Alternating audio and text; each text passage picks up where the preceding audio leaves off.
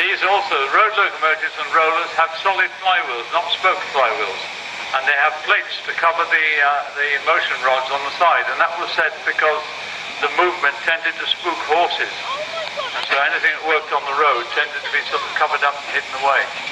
We've also got extra water tanks, belly tanks as they're called in the middle there. Here's Plinko, very similar.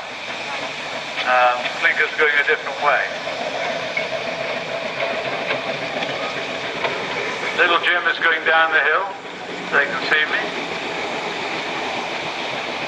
All right, be like that then.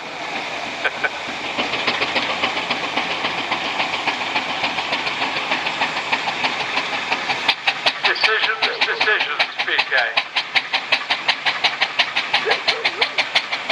Very, very pretty little engine, that. Exactly as it would have looked on the fairgrounds when it was new, with Sam Smart. King Harry coming by. Those beautiful lamps on the front. Just as a McLaren haulage engine would be.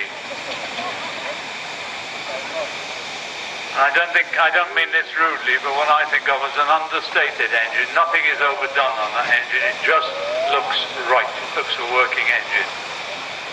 And if you go to the Great Horses Steam Fair at the end of August, you'll see Steve and Debbie on the heavy haulage in the arena there, which they do all the time.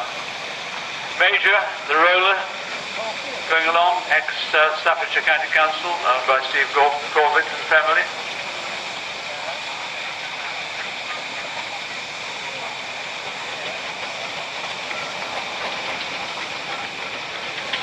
I think, John, that's the understatement of the year. Some are going to go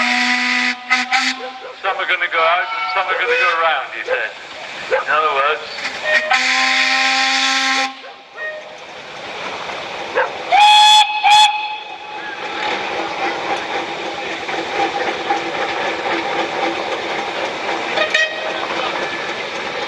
young Mr. Verco, if you run out of steam, it serves you right.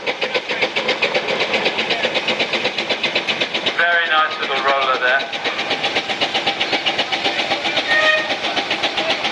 Perhaps I should point out the name Michael Anthony Verco on there is in memory of Michael Verco, who sadly died in a car accident a couple of years ago. Here's Hercules coming up, young steerer there. You got an apprentice today, Pasty? You can't hear me. Of course, it's always nice to see young people being involved in the steam movement, and the Steam Apprentice Club encourages that. Yes, there goes the little patching roller. We're seeing that up at South Cerney in 2 weeks' time. Up on the airfield at South Cerney. Here's a chain drive.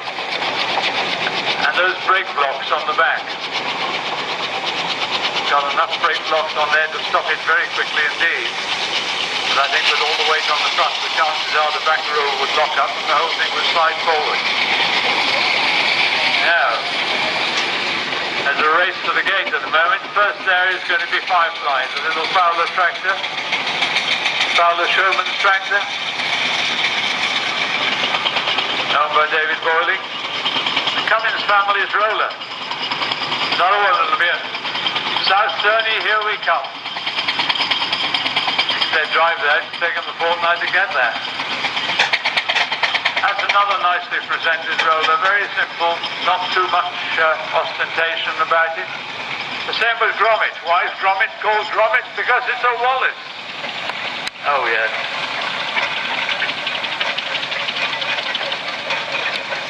Lovely engine. 100 years old this year.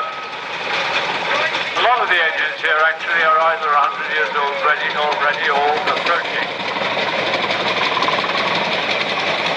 The Major's probably around the 100 mark as well, actually. Or perhaps he's not. No, he's a bit later today.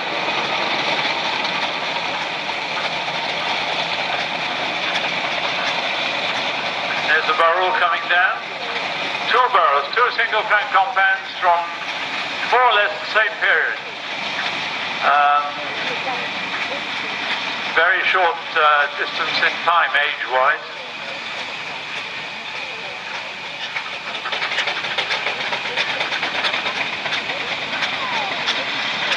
I'm not sure of the maker's number on this one, but if you look carefully on the cylinder as he goes by, you'll see it. I know Susie is 3919.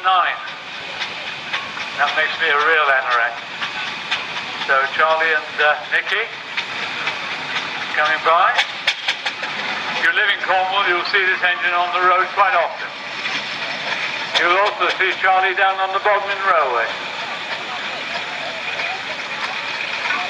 Here we are, another one. We have three very similar barrels coming through now. Pierce family's single crank, started its life in Wiltshire. That one, interestingly, is still on its original steel straight wheels. That's how they would all have been supplied. And not the most comfortable of engines on the road. Then here's the ploughing engine. Listen to the ring of the gears on this. Very distinctive Fowler sound. And it's said that in East Anglia, where most of these operated, because they operated generally in areas where there were big farms and big fields and big acreages, they used to say that on a quiet, windless autumn evening, you could hear a ploughing set on the road with two engines and all the equipment from many miles away, just simply through that ringing from the gears. And small boys would jump on their bikes and pedal like hell to go and see where the ploughers were. Beautiful engine. Those two valves with pipes on them on the side of the boiler are called clack valves, and they're non-return valves for feeding water into the boiler. Two discs on there, one's a road tax disc and the other one is the boiler insurance disc.